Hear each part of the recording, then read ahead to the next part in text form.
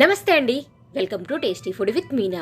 ఈరోజు మనం ఎంతో టేస్టీగా ఉండే మోవ వంకాయ కూరని ఏ విధంగా తయారు చేయాలో చూద్దాం. ఇది ఎక్కువ వెస్ట్ గోదావరి డిస్టిక్లో చేస్తారు.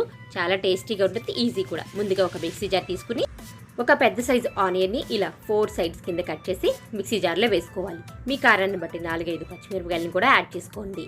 ఒక పెద్ద సైజు వెల్లుల్లిపాయని కూడా యాడ్ చేసుకోవాలి. 1 స్పూన్ జీలకర్ర, 1 స్పూన్ ధనియాల పౌడర్ని కూడా యాడ్ చేసుకోవచ్చు. ఇప్పుడు దీంట్లో 2-3 లవంగాలు, చిన్న దాల్చిన చెక్క ముక్కను కూడా ఇలా యాడ్ చేసుకోవాలి. ఒక చిన్న సైజు అల్లం ముక్కని ఇలా ముక్కలు కింద కట్ చేసుకుని దాన్ని కూడా మీరు దీంట్లో యాడ్ చేసుకోండి. దాన్ని ఇలా పేస్ట్లా పట్టుకుని ఒక ప్లేట్లోకి తీసుకోవాలి. 1 స్పూన్ కారం, 1/2 స్పూన్ పసుపు, మీ రుచికి సరిపడినంత ఉప్పుని కూడా యాడ్ చేసుకుని ఈ మిశ్రమం అంతా బాగా కలిపి పక్కన పెట్టుకోవాలి.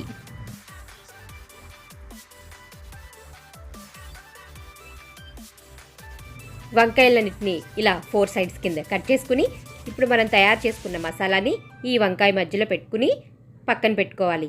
అదేవిధంగా అన్ని వంకాయల్లో కూడా పెట్టుకోవాలి.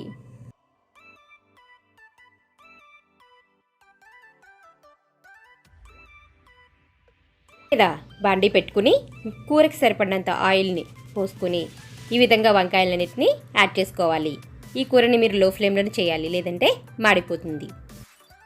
తీసుకునేవి లేత వంకాయలు అయితే మీరు వాటర్ పోయకపోయినా వంకాయలు మగ్గిపోతాయి. కానీ ముదురు వంకాయలు కానీ తీసుకున్నట్లయితే ఒక టీ గ్లాస్ ఆఫ్ వాటర్ని కూడా యాడ్ చేసుకోవాల్సి ఉంటుంది. సరే కదా, నూనె అంతా పైకి తేలి కూర ఎంత ఎమ్మిగా ఉందో. చాలా ఈజీగా ఉంటుంది, కానీ చాలా టేస్టీగా ఉంటుంది. తప్పకుండా మీరు ఒకసారి ట్రై చేయండి. మీకు నచ్చినట్లయితే లైక్ చేయండి.